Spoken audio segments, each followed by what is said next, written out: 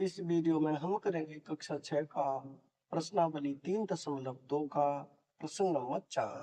प्रश्न है 20 से छोटे सभी अभाज्य और भाज्य संख्याएं अलग अलग लिखिए। यानी कि 20 से छोटी हमें अभाज्य संख्याएं और भाज्य संख्याएं इन दोनों को अलग अलग लिखना है। तो हमने लिख दिया ये भाज्य संख्या है और ये अभाज्य संख्या है। तो सबसे पहले देखें एक। अब एक है जो एक न तो भाज्य संख्या होती ना ही अभाज्य संख्या होती, तो इसे हम किसी में नहीं लिखेंगे। अब देखें दो। अब दो भाज्य होगी अभाज्य होगी? दो होगी अभाज्य, क्योंकि दो में केवल दो का ही भाग जाता है, स्वयं का भाग जाता है और किसी का भाग नहीं जाता। तो दो कैसी संख्या हो जाएगी? दो हो जाएगी अभाज्य। तो अभाज्य वाले में हम लिख देंगे। अब देखें तीन। तीन भाज्य होगी अभाज्य। तीन में किसका भाग जाता है? तीन में केवल तीन का ही भाग जाता है, यानी केवल स्वयं का भाग जाता है और किसी का भाग नहीं जाता। तो कैसी हो जाएगी? अभाज्य संख्या। तो इसे लिखेंगे हम अभाज्य वाले। अब देखें चार। चार में किसका भाग जाता है? चार में चार का भी भाग जाता है और दो का भी भाग जाता है। तो स्वयं के अलावा अगर किसी भी संख्या से भाग जाए तो वो होती है भाज्य संख्या है। तो चार कैसी हो जाएगी? चार हो जाएगी भाज्य संख्या। अब देखें पांच। पांच में किसका भाग जाता है? पांच में केवल पांच का ही भाग जाता है, तो ये हो जाएगी अभाज्य। तो याद रखेंगे हम अभाज्य वाले। अब देखें छह। छह में किसका भाग जाता है? छह में छह का भाग जाता है, दो का भी जाता है, तीन का भी जाता है। तो छह कैसी हो जाएगी? छह हो जाएगी भाज्य संख्या।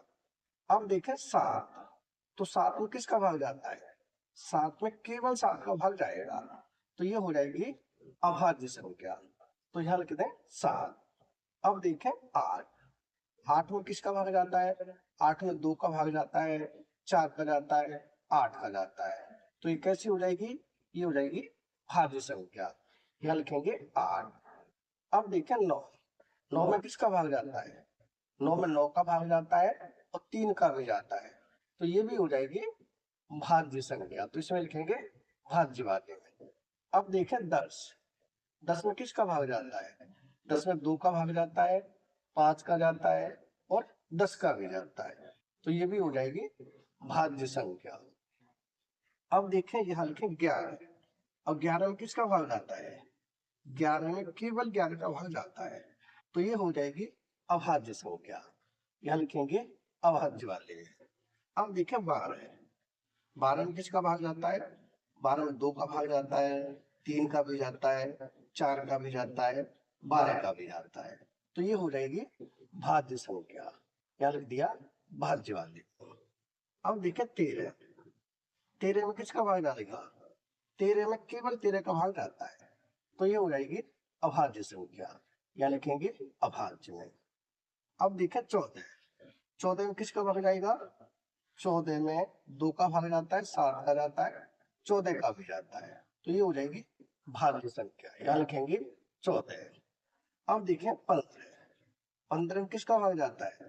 पंद्रह में तीन का भाग जाता है, पांच का जाता है और पंद्रह का जाता है, तो ये भी हो जाएगी भाज्य संख्या। यहाँ लिख देंगे पंद्रह। अब देखें सोलह। सोलह में किसका भाग जाता है?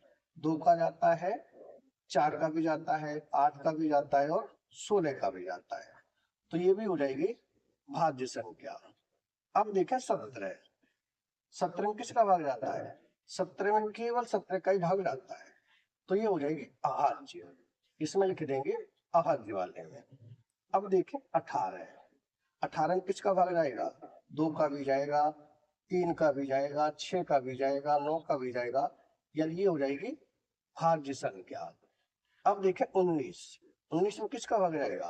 उन्नीस में केवल उन्नीस का भाग जाता है और किसी का भाग नहीं जाता, तो ये हो जाएगी अभाज्य संख्या।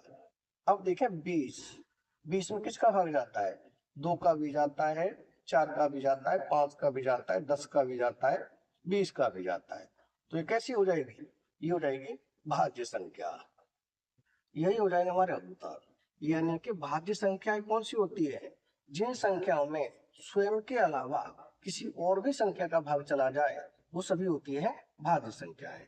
तो भाज्य संख्याएं होंगी 4, 6, 8, 9, 10, 12, 14, 15, 16, 18 और 20। और अभाज्य संख्या कौन सी होती है? अभाज्य संख्या में स्वयं के अलावा और एक के अलावा किसी का भाग नहीं जाए, वो होती है अभाज्य संख्याएं। तो अभाज्य संख्या होगी 2, 3, 5, 7, 11, 13, 17 और 19। यही हो जाएगा हमारे उत्तर। यानी कि प्रश्न नंबर 4 हो चुका है कंप्लीट। अगर वीडियो पसंद आए तो लाइक करें, कमेंट करें, अपने दोस्तों के साथ शेयर करें। धन्यवाद।